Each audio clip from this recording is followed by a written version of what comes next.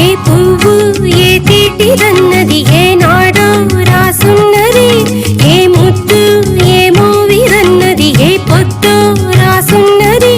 బంధాలై పెనవేయు వయసుకు అందాలే రాసోహమనగా, మందారం విరబూయు పెదవుల మధువులనే చవి చూడమనగా, అరువాలే ప్రణయాలే స్వప్నాలే స్వర్గాలే